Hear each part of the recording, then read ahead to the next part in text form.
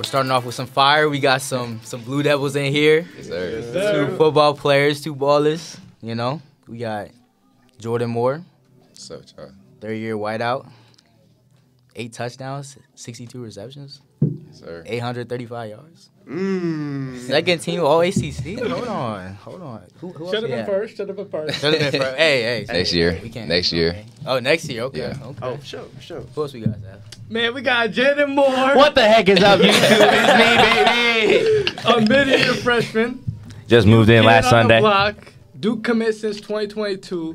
4-year football letterman. And 2-time All-MIAA conference selectee in Maryland, man. Yes, sir. Yes, sir. That's him. Welcome, gentlemen. Welcome, man.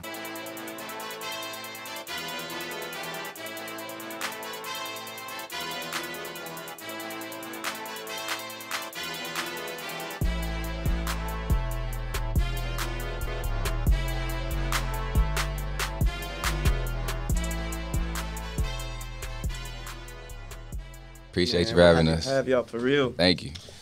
So we're gonna get into a lot today, but let's just start with just going into your senior year. You got your little bro with you. How you going about getting ready for the season? You excited? You know, you guys are going through this together. Yeah, I mean, when I heard that he got the offer, I was definitely excited. But when I knew he wanted to commit here, like that made me really excited, like to get to work with him, show him everything I know and everything like that.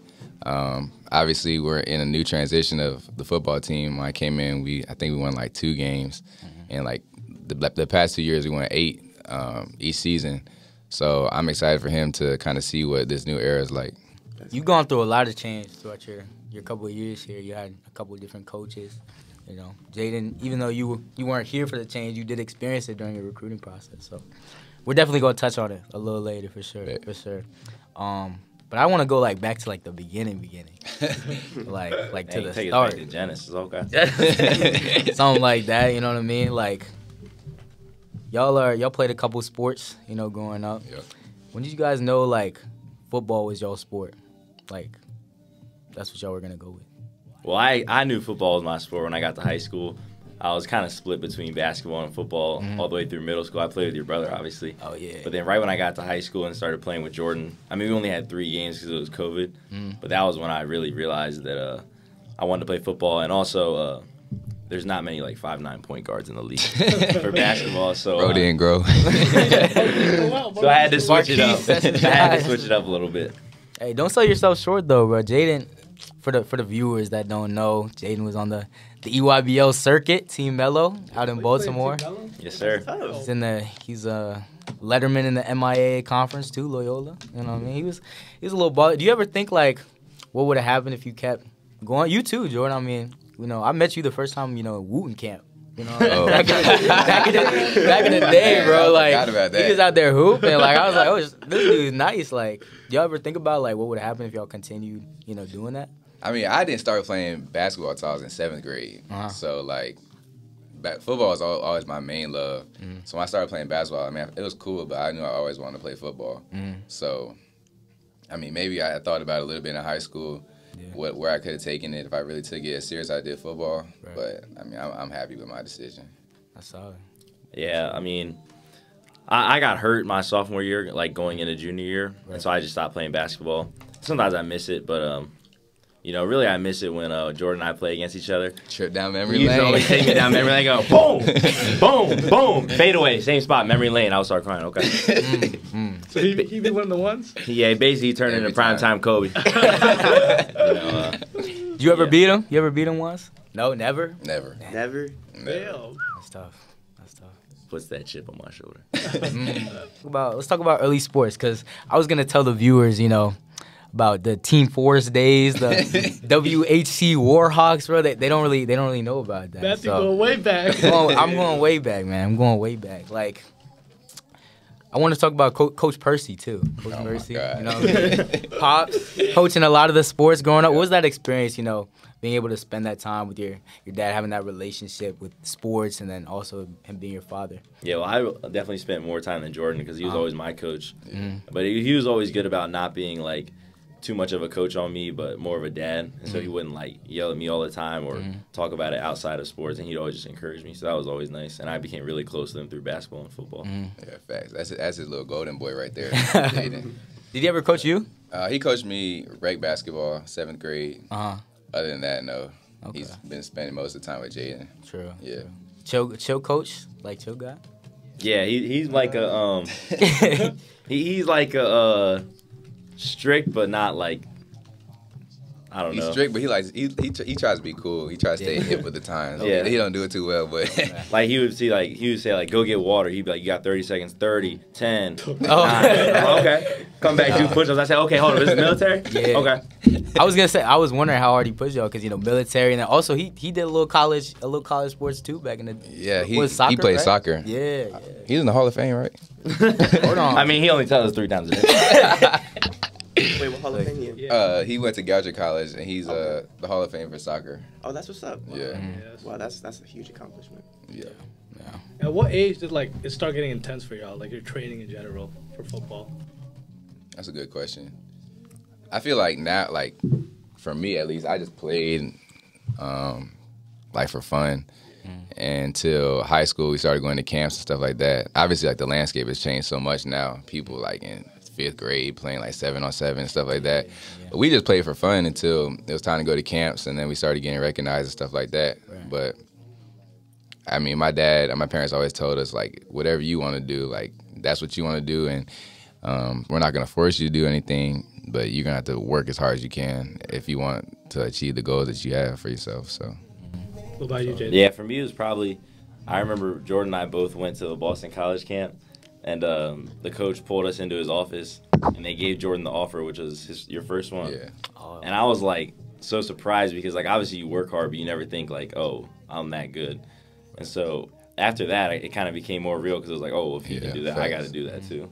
To actually dive into a little bit about recruiting with y'all. So I feel as though even though y'all were recruited, fairly closely in time-wise, I feel like, Jordan, you had to deal with a lot of COVID ramifications in terms of your recruitment.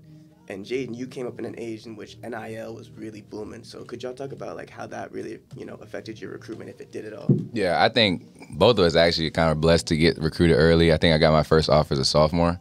And like once you get that first big offer, then like more and more start rolling in and stuff like that. So if I'm not mistaken, I'm committed before COVID, or like my junior year, and I was actually here during COVID because I came mid-year, like my brother. So COVID didn't really affect me much, but I think the class after me, it affected a lot more.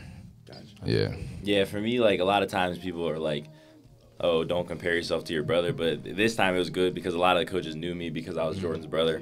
And so I got a few offers pretty early. I remember I got the Duke offer after a basketball game for Loyola winter of sophomore year. And then that summer I tore my ACL. And so I knew that I wasn't going to have any film for the season because I was going to be out. And so I just committed to Duke because I already knew that that's where I wanted to go. Right. And so then after that, I kind of closed down my recruitment because I knew that I wasn't open to anything else. Yeah. You did commit you committed, your sophomore year? Sophomore summer going Sophomore into junior summer? year. Okay. Yeah, that's pretty early. That is early. Yeah. Did other schools try to hit you after? The main schools that tried were Wake Forest and Liberty because I had offers from them already. And then over the summer, they kind of did, like, outside of the dead periods. And then when school started again, they would come around a lot. But then I told my coach to just tell them, like, that I'm committed and I'm not going to really flip. So they just stopped really coming around, which is nice because the recruiting process is obviously nice. And I'm, like, glad that I was able to go through it and get recruited. But it is a lot. Like, all the phone calls and pulling you out of class, like, every day. It gets a lot. I was going to ask Jordan you a little bit more about that because I remember there was a time, like, I would open IG, like, Jordan has, like, 3 new ACC bags. I'm like, what's going on? Like, talk about, like, your decision process. Like, how did you narrow down you had all these great schools coming, trying to get your talents for both quarterback and receiver. Right. Like, how did you narrow it down? I mean, that was a big thing, what schools offered me for which position.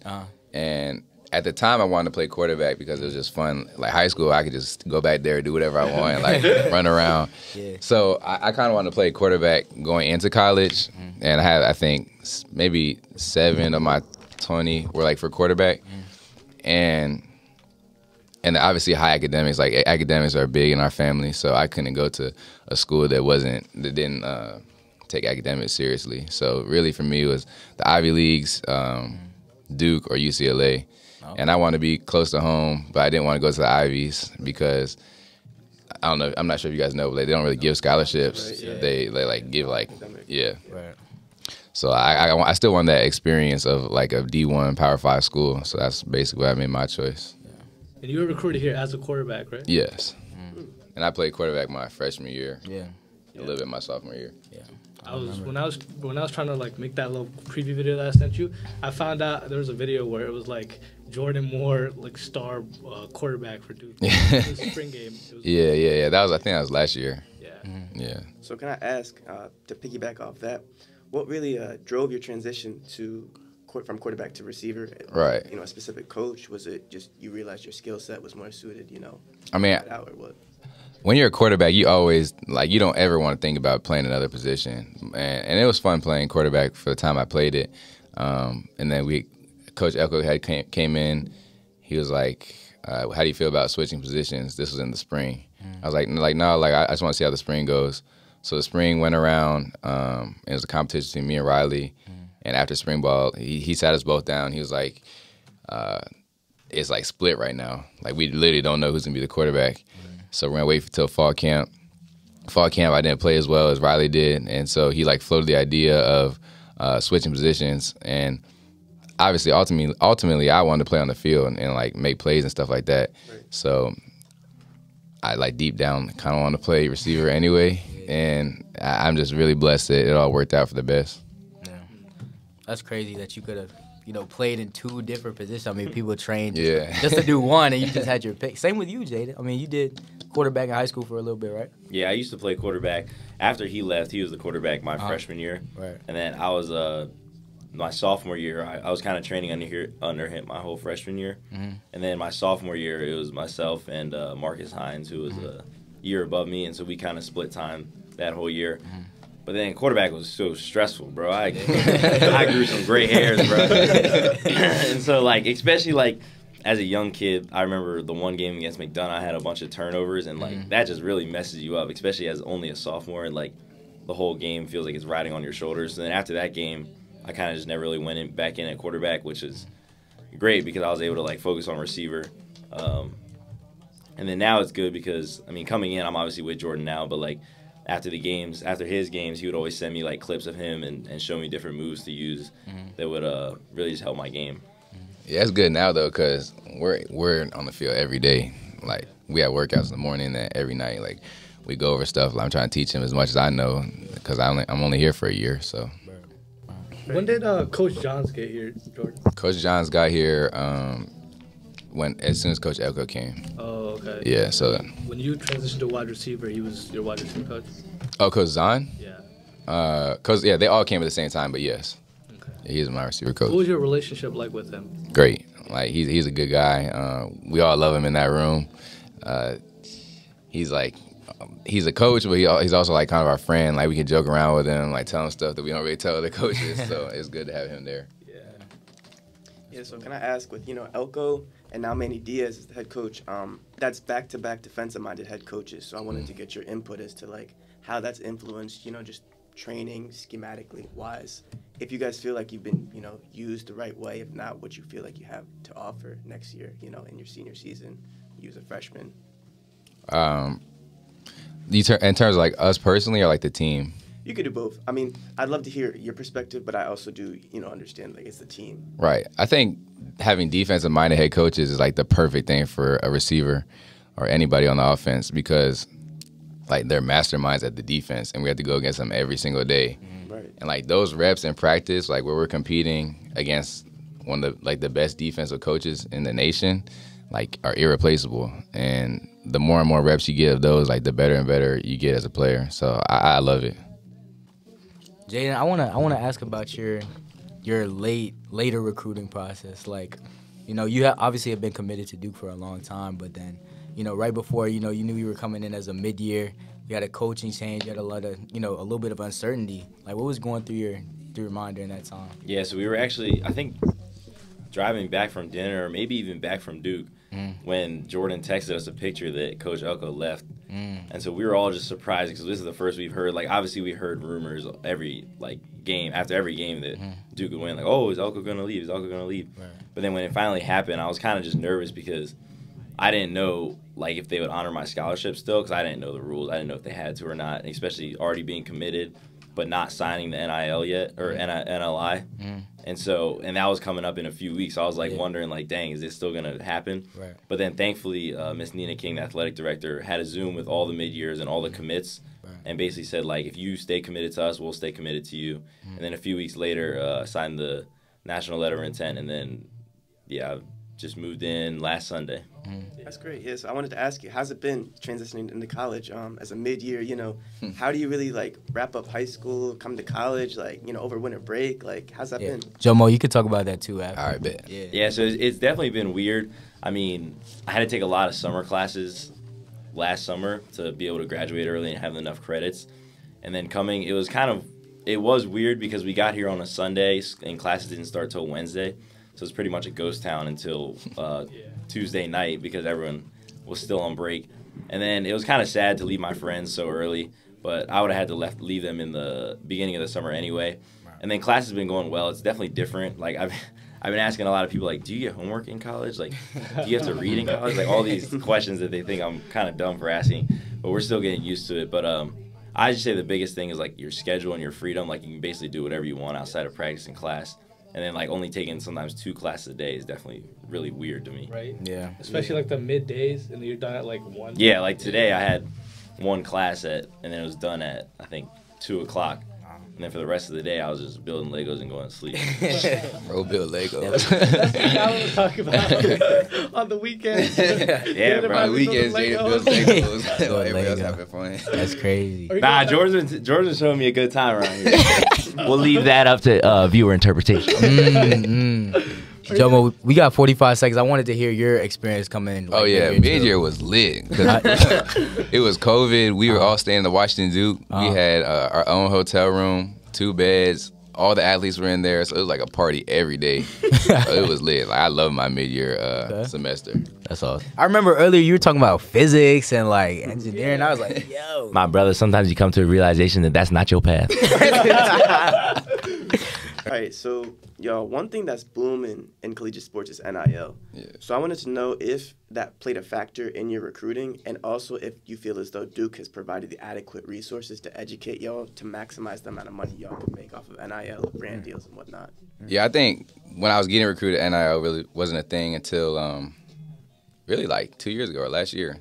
But now it's crazy. Like coaches and schools buying players, stuff like that. But I think Duke has done a really good job of kind of educating us and letting us know that the opportunities out there are out there and like kind of helping us grow our brands and stuff like that to get those deals. And I mean, I don't know if NIL was in your recruiting, but No, I mean, I didn't really think about NIL because when I committed so early, I don't even think it might not have even been a thing back then, or it might have been just the first year. And then also, like, I was big about not just chasing money because if you're really good enough, it'll come later. And then when I'm not trying to get obviously it would be nice to make some money, but I'm not focused on that because I got to prove myself first. I mean, I've only been here for a week and I haven't done anything, and so I got to wait till I actually can get on the field and prove myself and prove that I'm worthy of something like that. That's real. Do you guys talk about that in the locker room at all? Like, is that a conversation? a little bit, yes. It's kind of a sensitive topic, though. Yeah, I can imagine. But like when we make our podcast and we blow up like they do, then maybe we can get some deals off that. Yeah, bro. Any sponsors? I'm saying, bro. So love. I got a question for both of you. Either one of you can answer first. Who's the biggest trash talker that you played with or against? Jordan Thomas Moore. This man is the biggest. I mean, he doesn't act like it, but he is the biggest instigator our family has ever seen, bro.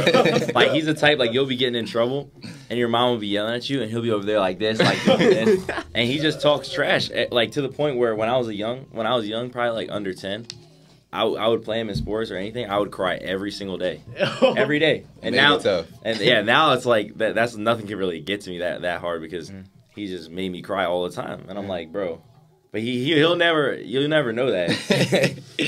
Jordan, talk about me personally. I never. Hey, as a man. Have you taken some of that to Duke? Like you? Yes, bro. I mean, in the locker room, sometimes listening, he's still instigating. I say, bro, something's never changed, brother.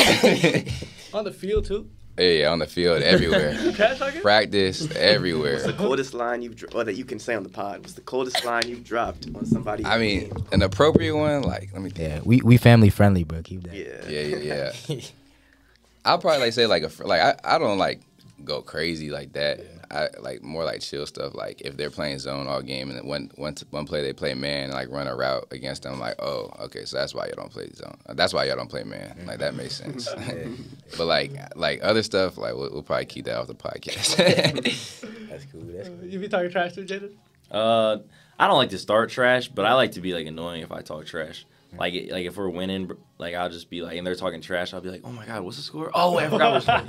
Like stuff like that, or I just Bro, like trying to be corny.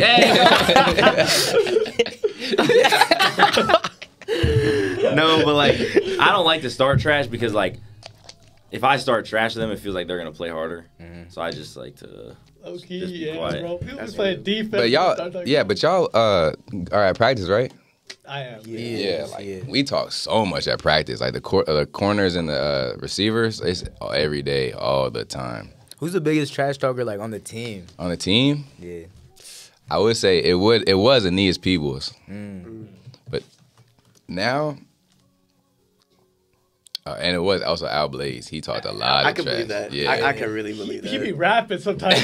Talking, bro. like sometimes we like, bro, just be quiet. Like I'm not trying to deal with this today. I would just say the combination though of the corners and the receivers because it's just nonstop all the time. I'm gonna give you my answer for this. You tell me if it's true or not, right? Who gets flamed the most on the team? Is it Quinn? Quinn is so funny. But he is. Who gets? Yeah, I would probably say it's Coach kid. Ish be frying him, bro. Bro, he just Quentin is just so funny, but he I'll give it to him. Like he gave great looks when he was out there. Like he definitely got me a lot better as a player. He's like so strong. Like when you get into his frame, like you're not going anywhere. Yeah, he's really quick too. Yeah, right? exactly. So UNC game, you were talking a lot of trash, you know, through tutties. You were I mean, obviously that game was so lit.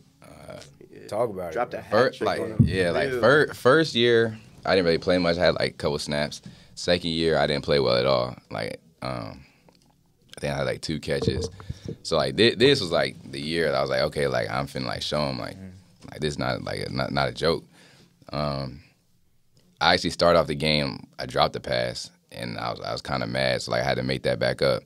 And then the game was just so like back and forth like toward the end, and it was just so fun. Like I felt like I was playing my best when I wasn't thinking about anything. Like I was just like playing instinctively. That's why I felt like I played so well that game. That was a crazy game. It really was. Heartbreaking. Yeah. Like when we lose in the most heartbreaking fashion. No, that's Like it is That Notre Dame ridiculous. game. Yeah, Notre Dame, that hurt. UNC, bro. Like Yeah. That in Notre Dame game, that catch you had in the right side, you know what I'm talking about? It was like the first catch of the game. oh yeah. That one got it going. That, Yeah, that's when definitely. it started It did, picking up. Yeah. What was it like having game day here? Like, talk about that.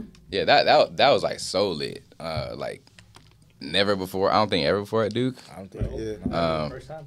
So many people on the Blue Devil walk, but like the way that we were like not programmed, but like the way that like Elko went about things is like we didn't even, like sometimes we didn't even know, like we forgot like we had game day there. Like we were so worried about ourselves and like what we had to do to win the game that we like during the Blue Devil walk, and when so many people there was like, oh snap, like we have game day, like like that's just how it was.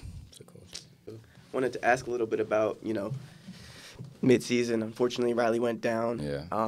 What was it like, the quarterback change? How did you feel like you were able to, meet Grayson where he was at and really propel his play? Because, he was the one that threw the 3 touchdowns to you in UNC. So Yeah, obviously Riley was having a great season before he got hurt, and like he was a big reason why we're winning a lot of those games. But when Grayson came in, or Henry came in, and then Grayson, Henry got a little shoulder injury or something like that. But all those 3 like prepare like they're the starter, and I felt like with Grayson, since he was so young, I like it was kind of my job to like try to make him feel comfortable. So we would stay after, we'd throw after, we'd watch film every single day. I felt at that point in the season, like I felt like I was starting to get a lot better, and so I was more confident what I could do. So I was like, I wanted to do things that made him feel comfortable, and I would adjust to that. And I think that's what worked pretty well. And he played great, in my opinion. That's leadership. For real. Yeah. Senior year, are you thinking you're gonna do more of that? Yeah, I mean, I have the to. younger I guys. feel like we like the seniors, we have to. We just lost Dwayne. We lost all of our captains. Yeah. And so we're all going to have to step up. Personally, I think that I'm going to have to be more of a vocal leader, and that's something that's going to be a different transition, like a journey that I'm going to have to go through throughout this whole year. And I'm going to have to talk to a lot of people, talk to Dwayne, see how he did it. But I think before I can become a vocal leader, I got to show, like, that I'm a leader off the field and like I'm one of the hardest workers on the team to gain the respect of the team, stuff like that. Yeah, makes sense. Jayden, I have a question for you, bro. So, you know, your brother has been playing here for a couple years. Through recruiting, Christian and I know, like, you know, most game weeks we're gonna see Jayden in the building, man. Like, how do you feel like that kind of prepared you, like, to be on campus? Like, do you feel more like comfortable here at Duke now that you've been here so many times? Like, what's the vibe like when you actually got here? Yeah, it definitely feels like comfortable and kind of like I'm back home because obviously my brother and sister are here. So like if I'm ever on west side of campus, I can just like go over to my sister's room real quick and just not have to go all the way back. But then also the coaches have been good, at least the last staff, have been good about recruiting me for like who I am and not just because I'm Jordan's brother. And so they've also been giving me like good experiences just like the other recruits. So I say it's a good mix of like familiarity with still like new experiences. Yeah, he's finna be the best receiver to come out of Duke. He said it first. You heard it here first. We heard it. We heard it. Inside the lines. He been on campus for a week and a half, bro. We calling it right now. Let me ask you. We haven't obviously seen your debut yet. Where do you feel like you line up best on the field? You know, slot, wide out.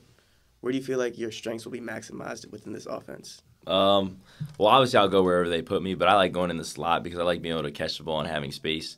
'Cause I feel like that's like one of my biggest strengths is like catching the ball and then being able to make people miss and go for some yards. That's what's up. I'm excited to see that for real. Me too. Jordan, did you have a welcome to college football moment? Like any games, any stories where you're like, damn, this shit could be real? Let me think.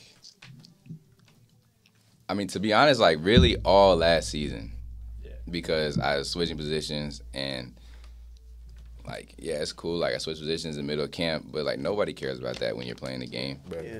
And they've been playing that position their whole life, and so that was like one of my biggest things. Like throughout the season, I was like, this next off season has to be crazy because I can't like just rely on my athleticism because that's not gonna work in college. So.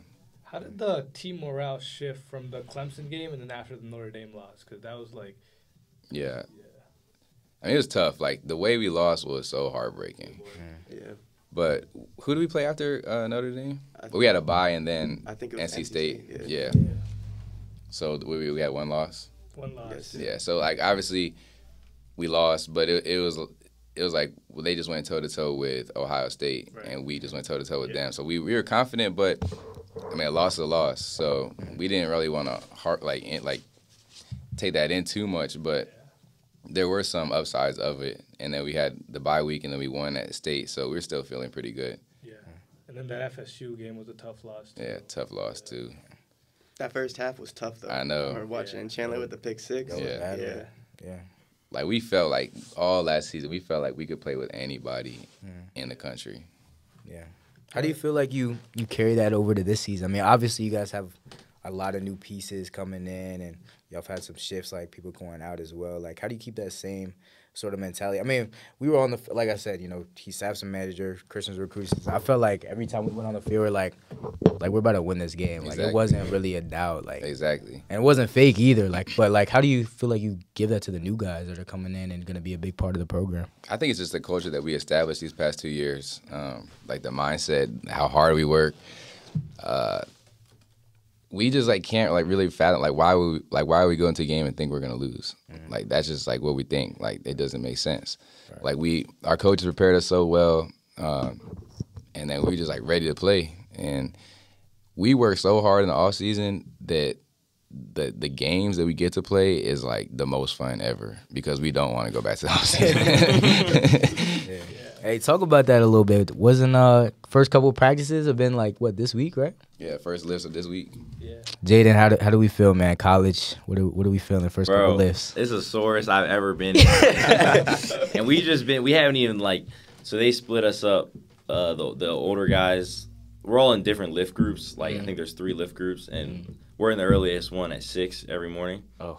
And so, but then within that 6 group, a.m. Yeah. yes, within that group they split us up. So it's the 8 mid years are working with one coach, and then all the other guys are working with the other coach, because they already know what's going on. Right. But it really is just we haven't been doing a lot of weight, and I'm still sore. So it's definitely a grind. But you can see like what he's talking about. Like the culture kind of starts in the weight room. Like everything is like to the detail. Like you're not even allowed to wear bracelets in there. You have to have your shirt tucked in. Everything has to be exactly how they want it, or else you're gonna have to redo it. Like redo everything. We were doing planks today, and someone dropped for like a second. We had to redo the whole thing.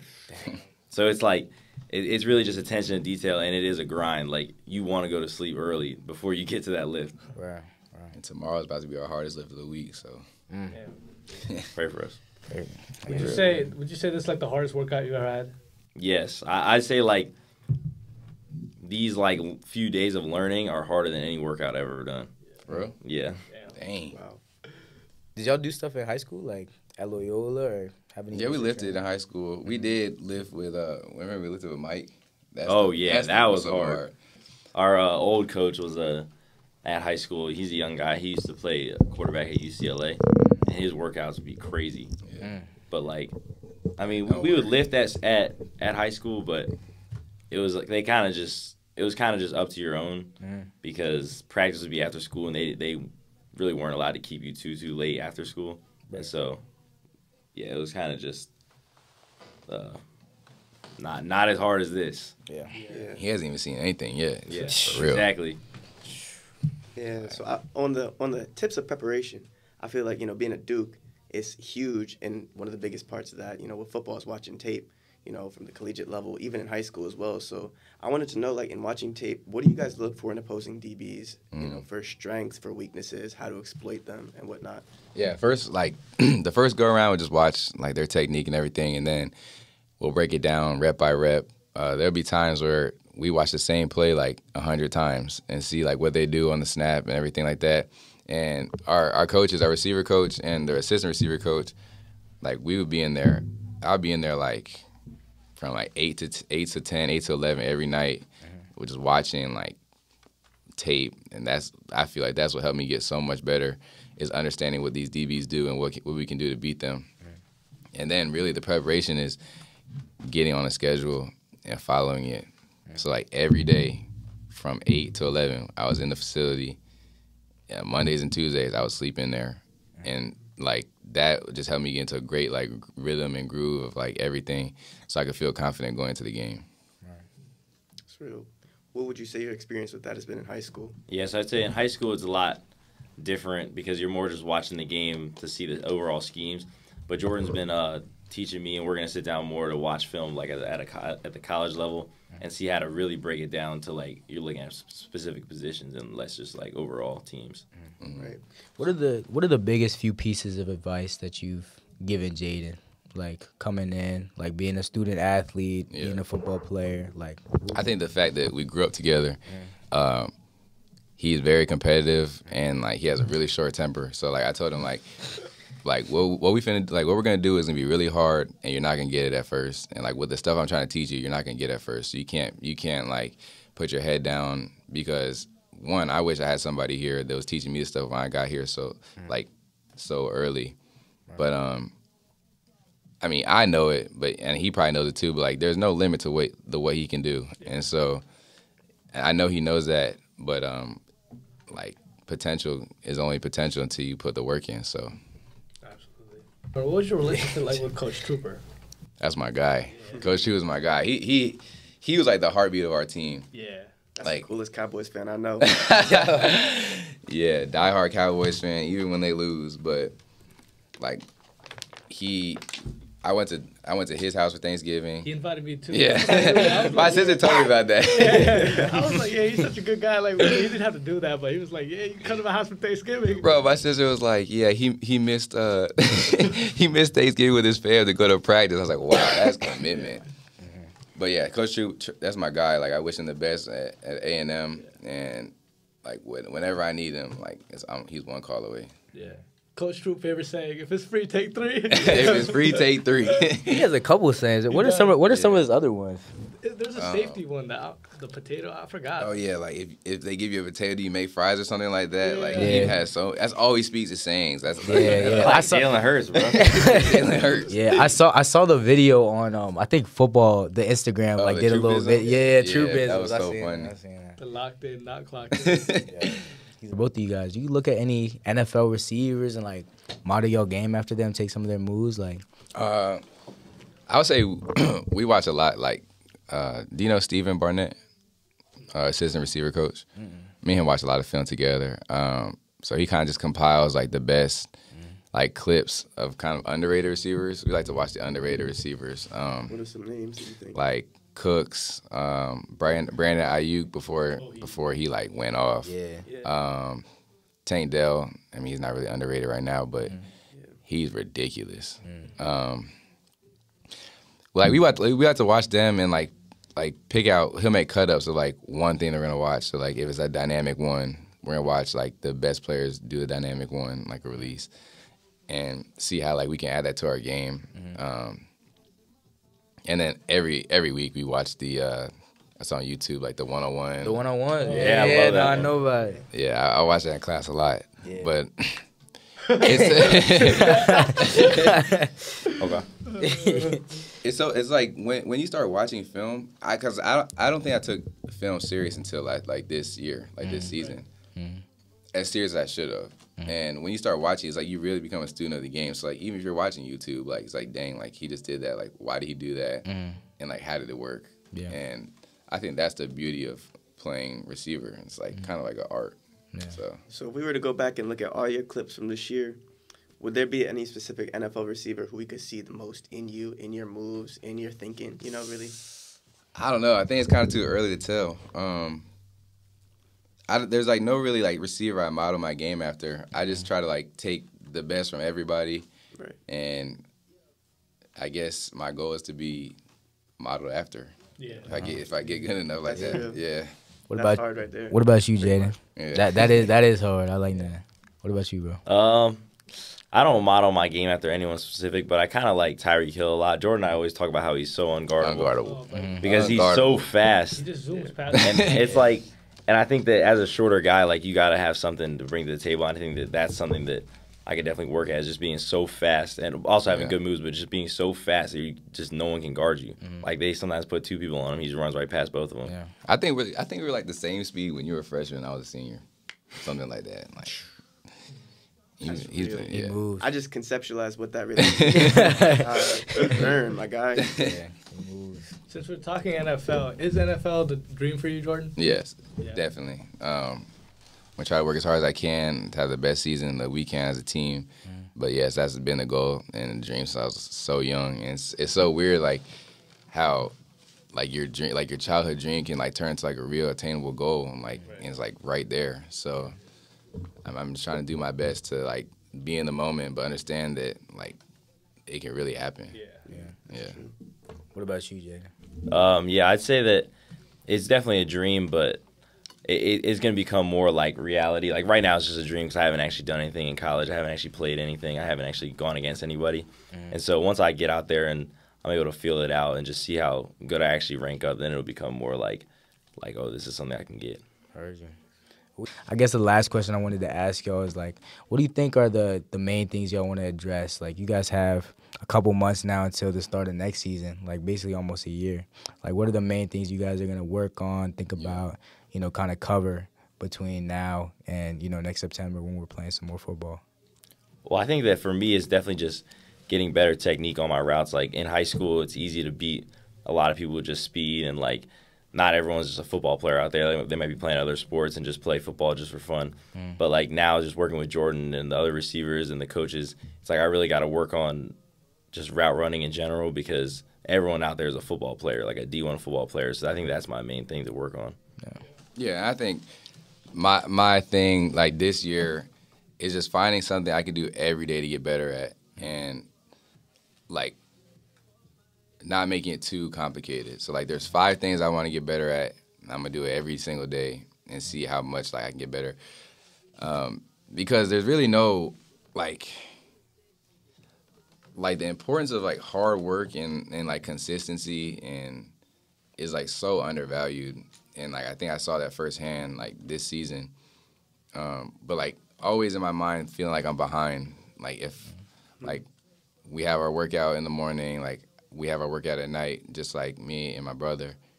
Like I feel like there's always something else I could be doing. Like I don't want to sit in the bed. Like there's something else I could be doing, and like constantly doing that every single day. Like it's like it feels like there's no limit to what you can achieve when you do that.